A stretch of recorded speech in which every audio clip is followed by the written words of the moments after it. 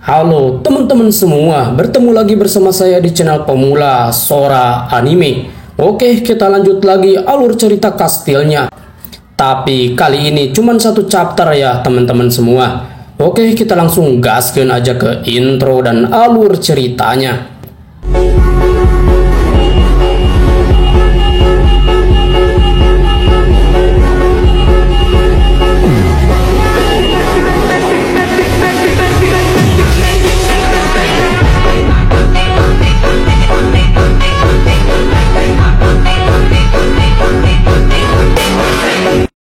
Kemarin kita sudah sampai pada Saroka dan Yeong yang kedatangan pimpinan Huajin, yaitu Long Tou yang datang bersama Richun serta anggota-anggota terbaiknya. Sementara keadaan di dalam kapal yang semakin kacau membuat orang-orang panik.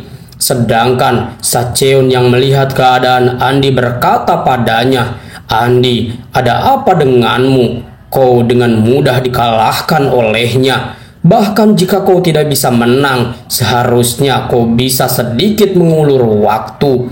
Kau tidak seperti biasanya dalam bertarung. Kenapa kau terlalu sembrono dalam pertarungan kali ini, Andi?"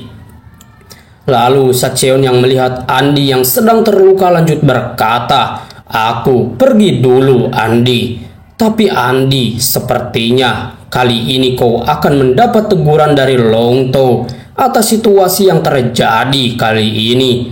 Lalu Andi pun menjawab, "Sacheon, jangan banyak bertingkah di hadapanku dan lakukan saja tugasmu itu." Lalu Sacheon pun pergi meninggalkan Andi sambil berkata, "Bergegaslah Andi, kau pasti tidak akan puas hanya dengan satu tangan." Sementara Saroka dan Yeong yang sudah berhadapan dengan Yo Wosung yang bersama Richun berkata, "Yeong, aku ke sebelah kiri dan kau ke sebelah kanan. Larilah dan jangan pernah menoleh ke belakang." Lalu Saroka yang sedang memikirkan cara untuk keluar berkata dalam hatinya, "Jika aku dan Yeong berpencar, kemungkinan besar Yo Wosung akan mengejarku. Tapi masalahnya ada dia," pikir Saroka pada Richun. "Aku tidak memiliki informasi tentang kemampuannya. Yeong, kau larilah dan jangan sampai kau tertangkap olehnya," ucap Saroka pada Yeong. Yeong yang mendengar itu berkata, "Apa kau tidak apa-apa jika aku menyerahkan semua ini padamu?" Lalu Saroka dengan tatapan seriusnya berkata pada Yeong, "Siapa yang sedang kau khawatirkan, Yeong? Kau tahu aku adalah tombak sekaligus kebanggaan baik Yui."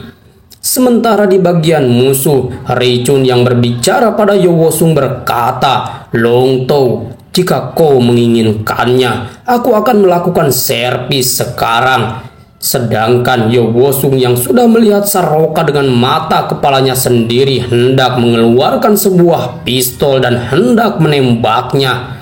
Akan tetapi satu orang tua datang menghampirinya dan dia pun tak jadi mengeluarkan pistol itu.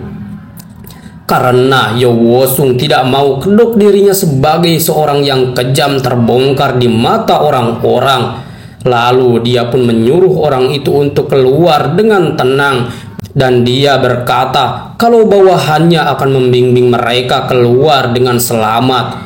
Sementara Saroka yang melihat kesempatan untuk kabur berkata pada Yeong, "Sekarang bergeraklah Yeong," ucap Saroka. Seketika mereka berdua pun berlari berpencar untuk kabur dari situ. Sedangkan Richun yang melihat tindakan Yo Wosung berkata, sungguh merepotkan.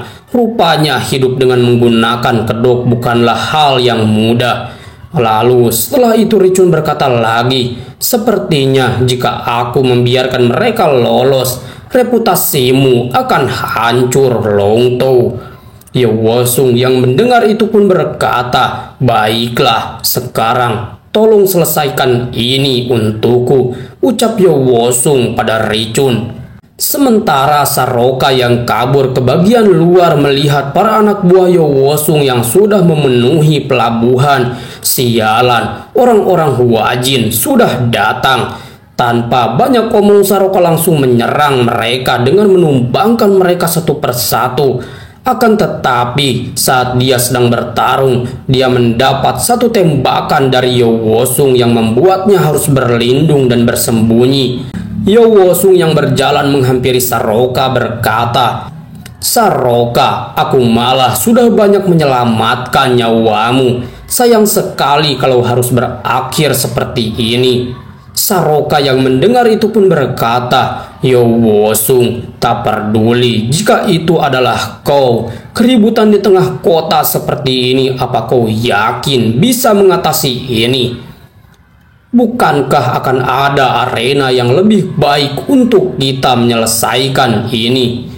Akan tetapi Yowosung yang mendengar itu malah menembak pistol yang ada di lantai hingga terpental, dan dia berkata di balik telepon, "Ledakan," ucap Yowosung. Lalu dia lanjut berkata pada Saroka, "Hei Saroka, apa ada yang lebih baik dari situasi saat ini?" Lalu Shin pun berpindah pada Yeong yang berlari untuk menghindari Richun. Dia yang sedang memegang senjata berkata, "Sialan, aku masih tidak percaya diri dalam menangani senjata seperti ini. Kenapa aku merasa begitu jauh? Apa mungkin aku harus lebih mendekat?" Yeong yang pikirannya sedang berkecamuk antara lari atau melawan sangat kebingungan. "Sialan, kenapa di saat seperti ini aku malah memikirkan banyak hal? Fokuslah Yeong, kau akan mati jika kau lengah sedikit saja," ucap Yeong pada dirinya sendiri. Akan tetapi di saat Yeong sedang berpikir banyak hal, tiba-tiba Richun menyerang dari balik dinding kayu dan menggenggam pistol yang dipegang Yeong. Yeong yang terkaget berusaha menyerang Richun dengan senjatanya. Akan tetapi Richun dengan cepat menendang tubuhnya dan menahan dua senjata yang digunakan Yeong. Richun yang berhasil mengambil pistol di tangan Yeong menodongkan pistol itu pada Yeong. Yeong yang mendapat situasi itu kembali mengeluarkan satu karambitnya dan hendak menyerang Richun. Tapi Richun dengan santai menghindarinya, dan bam! Richun melancarkan satu pukulan yang telak mengenai wajah Yeong. Hanya dengan satu kali pukulan saja, Yeong dibuat sampai hampir tak sadarkan diri. Lalu Richun dengan santai berkata pada Yeong, "Kau tidak lebih berguna daripada serangga." Akan tetapi Shin berpindah pada Andi yang menelepon seseorang. Di sini ada Yowosung dan dua orang yang sangat berbakat. "Jika kau tidak cepat ke sini, temanmu pasti akan segera mati," ucap Andi pada orang di telepon. Saya masih belum tahu ya teman-teman, apa si Andi ini berkhianat atau tidak pada Yowosung.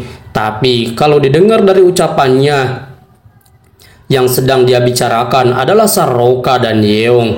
Kembali pada Yeong. Yeong yang penglihatan matanya mulai kabur mendapat satu kalimat dari Richun. "Aku yakin aku sudah menyerangmu dengan cukup fatal, tapi tak kukira kau masih bisa sadarkan diri. Dan tatapanmu kelihatannya semakin hidup sekarang. Tapi meskipun begitu, daripada dibilang keberanian, tatapanmu itu lebih ke arah kebodohan." Akan tetapi di saat Richun hendak menghabisi Yeong dengan pistolnya, tiba-tiba Ratel datang dan menodongkan pistolnya pada Richun. "Berhenti," ucap Ratel. Ternyata sebelum kejadian terjadi, Tigro atau Kim Shin yang kemarin mendatangi pemakaman Medped sempat berbicara dengan Ratel. Ratel yang ingin membalas dendam atas kematian Medped berkata pada Kim Shin, "Tigro, kupikir kau akan lebih menyembunyikan perasaanmu. Kau tidak bisa menahan beberapa kata dalam hatimu, dan dengan beberapa kata itu kau sudah mengubah Iskra menjadi musuh. Kenapa kau melakukan itu, Tigro?" ucap Ratel. Kau tahu, Ratel, itu memang hanya beberapa kata saja, tapi kau berusaha menutup mata terhadap kebenaran di hadapan mendiang Medped dan Krisa, juga di hadapanku. Bukankah kau sangat tidak tahu malu, Ratel? Maaf, Tigro, ucap Ratel. Aku tahu tidak ada kelompok pembunuh yang lebih hebat dari Iskra. Akan tetapi aku juga tidak yakin bisa berjalan bersama mereka yang tidak bisa aku percaya. Tigro, tolonglah. Aku ingin bekerja di bawah kepemimpinanmu, ucap Ratel pada Tigro. Aku percaya pada keputusan Medped yang aku ikuti. Kau tahu, Tigro, penerus yang telah dipilih Medped untuk tim fantastik selanjutnya adalah aku. Tapi karena Medped sudah tidak ada, aku ingin kau yang menyerahkan posisi kepemimpinan ini padaku. Seketika Tigro pun berkata, Ratel, aku tidak tahu apakah aku pantas melakukan ini atau tidak. Dengan berjabat tangan bersama Ratel, Tigro lanjut berkata, tidak perlu merasa malu, Ratel. Kumohon, ambil alih tim fantastik ini. Sekarang kau akan bekerja bersama. Baik, Yui. Baik, Tigro. Akan kupastikan Krisa dan Krot juga akan bergabung, ucap Ratel pada Tigro. Lalu Sin pun berpindah kembali ke waktu sekarang. Saroka yang berkata, sialan, kau membuatku takut saja. Ternyata Saroka berkata seperti itu karena Krisa sudah hadir di tempat itu untuk membantu Saroka keluar dari sana. Senang bertemu denganmu, Saroka, ucap Krisa. Lalu gambar berpindah kembali pada Lingling. Hei, siapa kalian? Apa kalian kombinasi si Jangkung dan Kurcaci? Ucap Lingling dengan pisau di tangannya. Ternyata yang dihadapi Lingling kali ini adalah Krot dan Sir yang sudah kembali ke pekerjaannya sebagai killer. Krot berkata, hanya karena aku pendek bukan berarti kau bisa meremehkanku. Dan pada akhirnya biji kacang ini akan bersarang di kepalamu, ucap Krot pada Lingling. Lalu di gambar terakhir memperlihatkan Tigro yang berkata, sejak awal kita semua ini terikat di dalam tim yang sama karena kita adalah jenis manusia yang sama. Oke, baiklah, sampai di sini dulu ya pertemuannya teman-teman semua. Karena chapternya baru sampai sini. Terima kasih yang sudah menonton videonya sampai akhir dan bye. Assalamualaikum warahmatullahi wabarakatuh.